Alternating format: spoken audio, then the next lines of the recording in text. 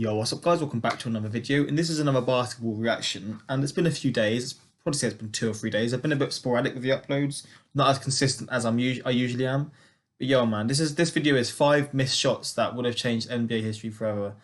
And again, I've not done basketball in a few days, but God, I didn't realize how no sport would actually make you feel. Like you don't really appreciate, like truly appreciate sport or anything until it's gone, as you could say, or until it's disappeared for a few months.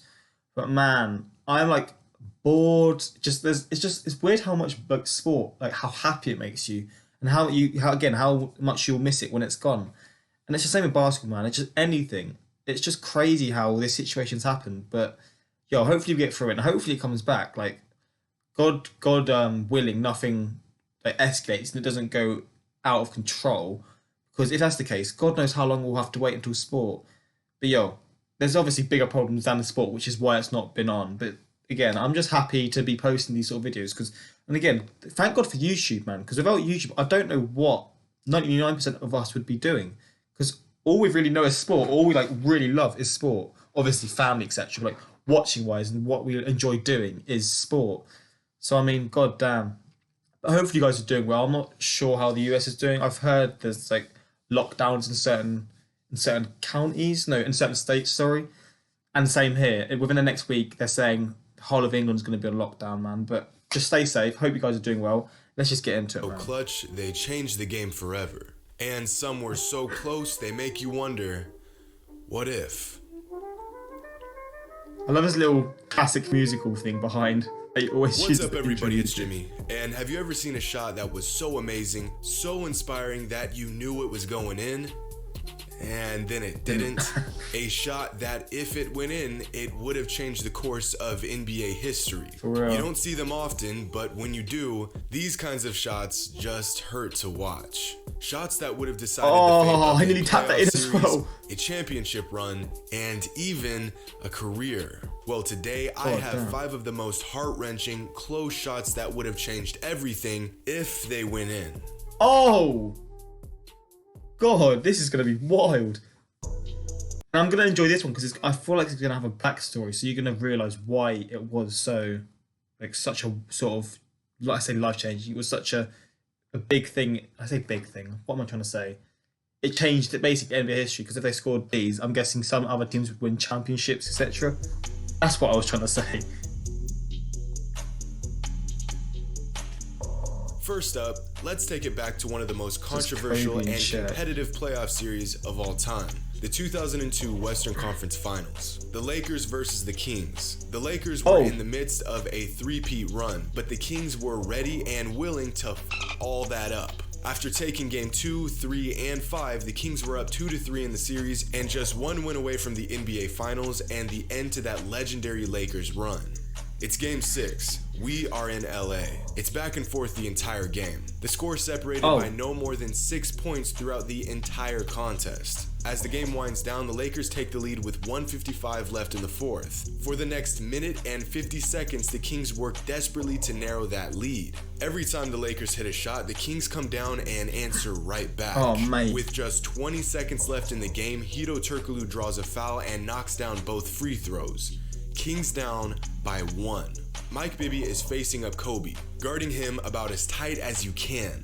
Kobe comes through and takes the that looked brutal. Pass and elbows Bibby in the face. Unfortunately for the Kings, this was a foul on Bibby, and since they were in the bonus, the Lakers were awarded 2 free throws with just 11.8 seconds left on the clock. Kobe comes down and sinks both shots. The Kings are now down by 3. They have no timeouts, so they are forced to inbound the ball and make something happen.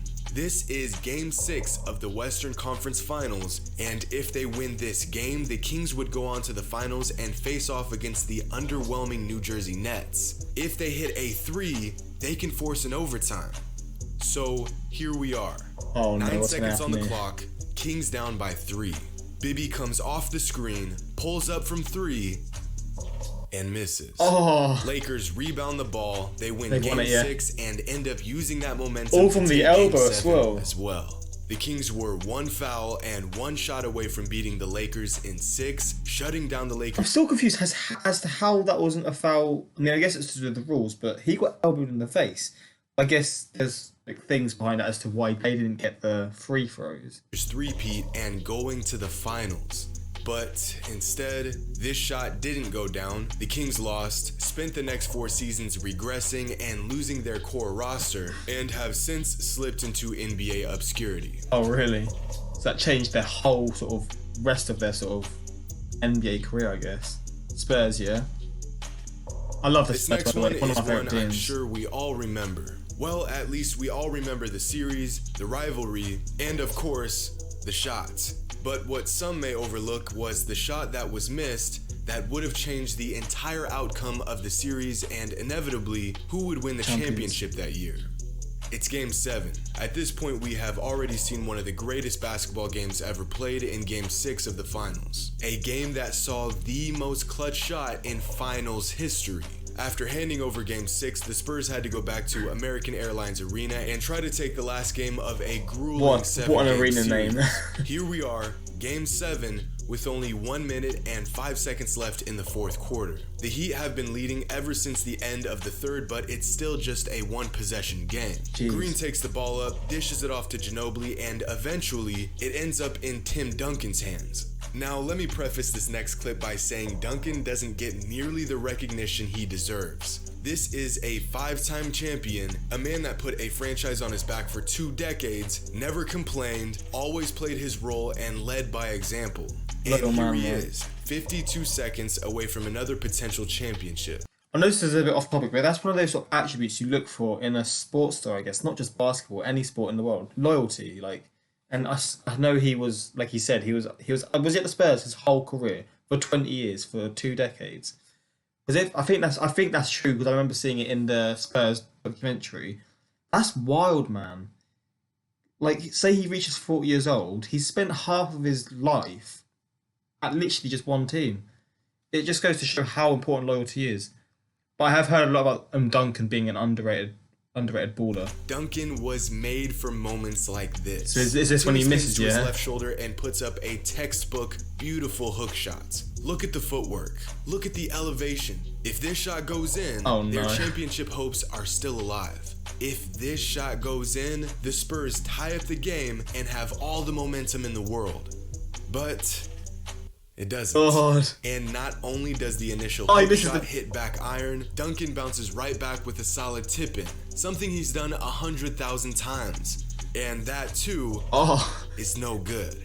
At the time, I was a huge Heat fan, and this even hurt me to watch. Tim Duncan is one of the most stoic players the game has ever seen, and just look at how frustrated he was after this shot. I can't imagine how tough this was to handle, especially considering after that miss, the Heat were able to retake control of the game and put it all away.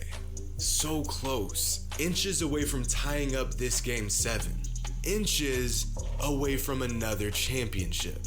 But, of course, close is never close enough.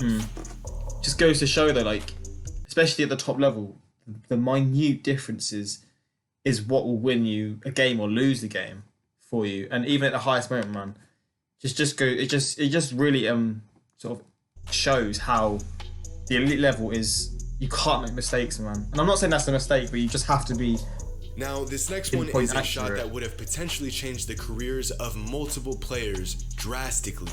It's June 19th, 1994. The Knicks have had their most dominant playoff run in over 20 years and have made their way back to the NBA Finals for the first time since 1973. Patrick Ewing has been on an absolute tear, but it's the overall depth and well-balanced roster of the Knicks that have gotten them this far. With John Starks, Charles Oakley, Derek Harper, alongside Ewing, this lineup was built for a championship. And with Patrick Ewing in the prime of his career and Michael Jordan busy swinging a bat, this was a perfect opportunity for the Knicks to seize the moment.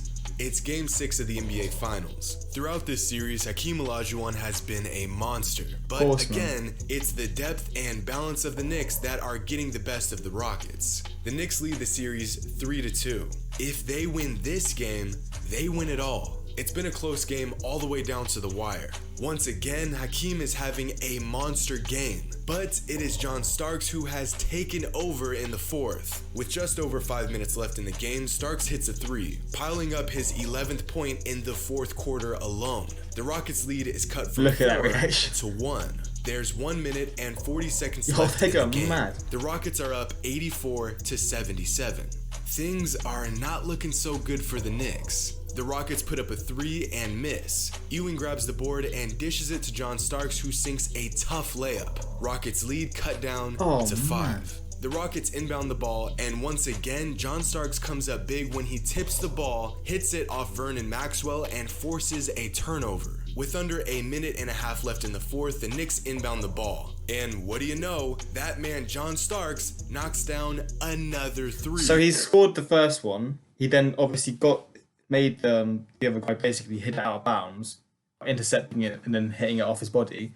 And then he's just scored that. So he's coming in clutch right now. Are they going to make the comeback, or is something going to... That's now 16 points in the fourth and 3 straight field goals for Starks. Oh, wow. Rockets lead cut down to just 2 points. The Rockets come down, find Hakeem Olajuwon on the block, but he misses the fadeaway. The Knicks come right back, put it in the hands of Starks, but Hakeem intercepts the pass, steals the ball, and draws a foul with just 39 seconds left on the clock. And of course, Hakeem hits both of his free throws. Rockets lead now at 4 points. Knicks call a timeout. They inbound the pressure of the situation. In the hands of Derek Harper, who finds Anthony Mason on the baseline for a jumper.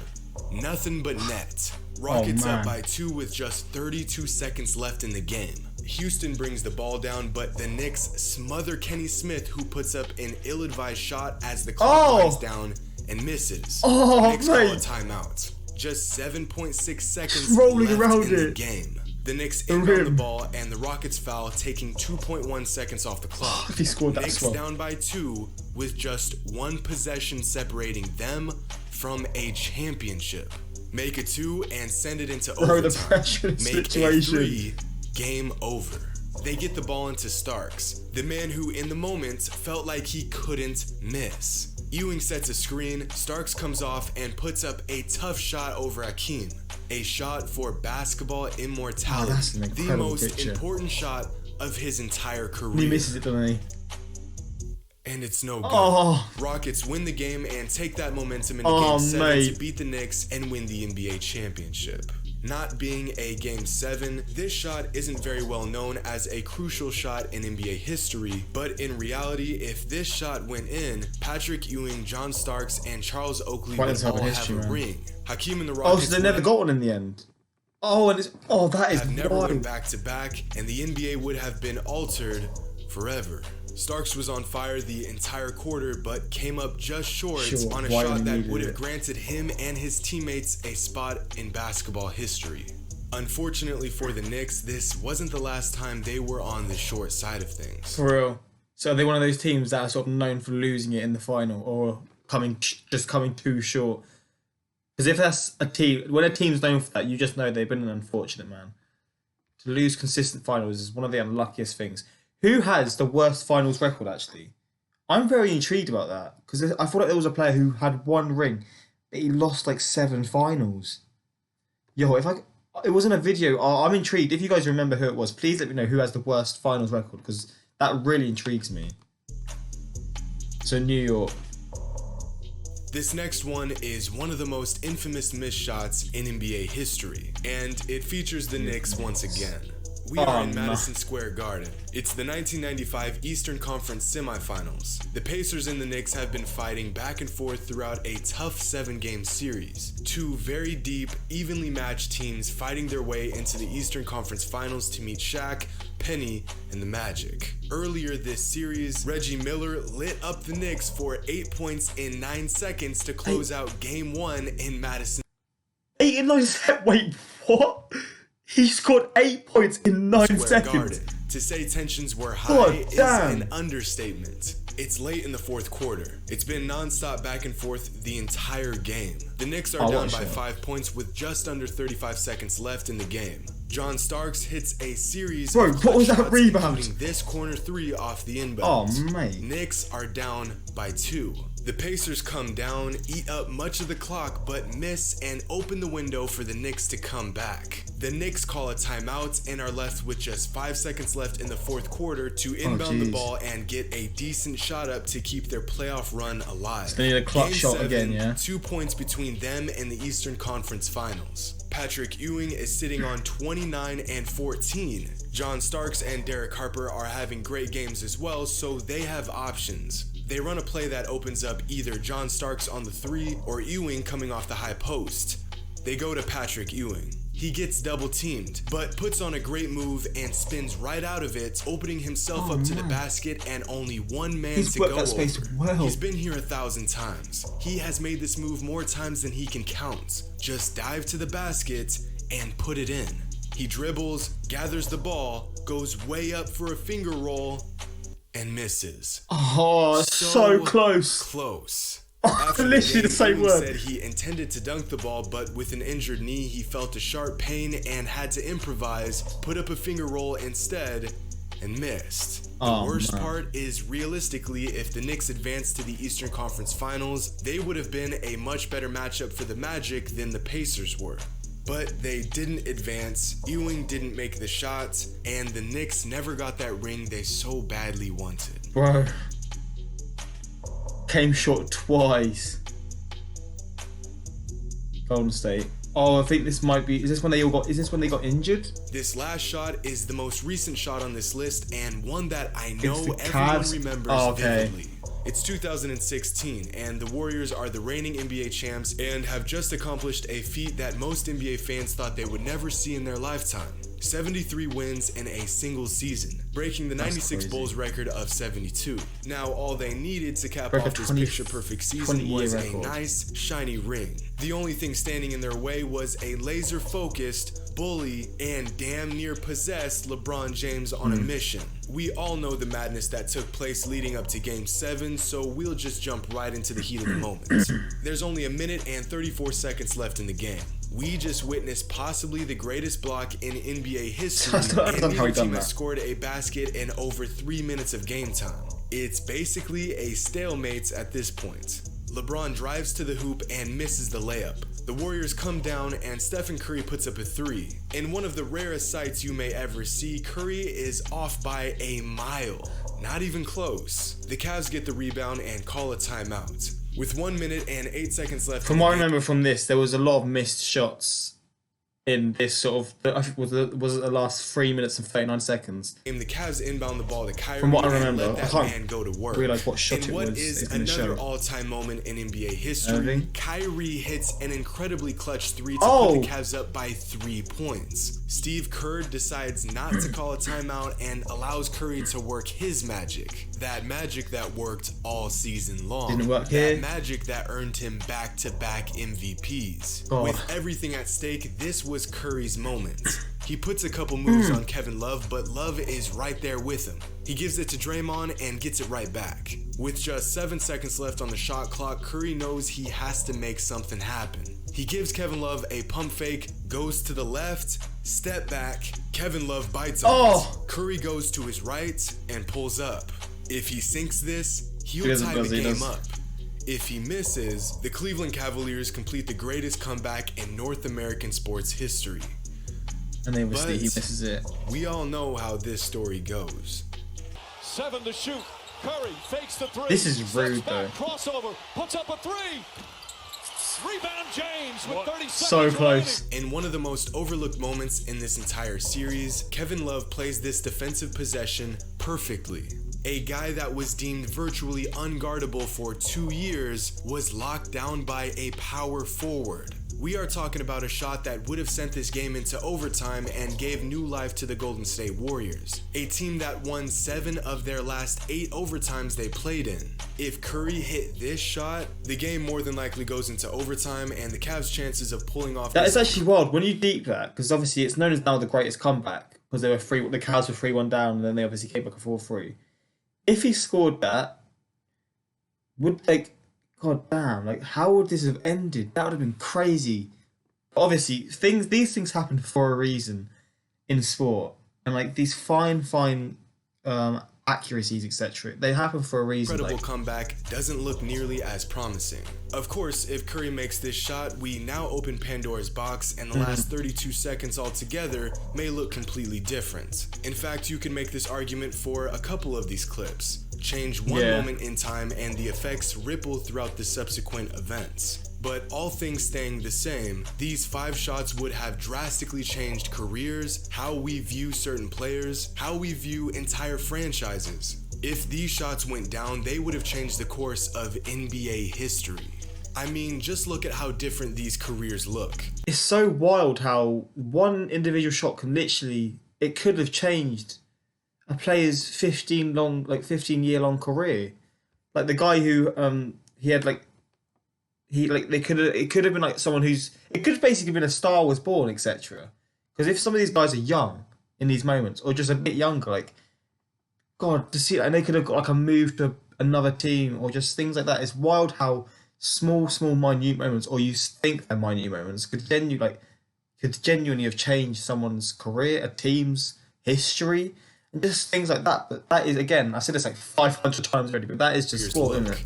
If that shot went down in 2002, it works both ways, Kobe has 4 rings instead of 5, and Shaq has 3 instead of 4. The Kings would have went on to face the Nets in the finals, and they would have more than likely beat the Nets and would have won an NBA championship.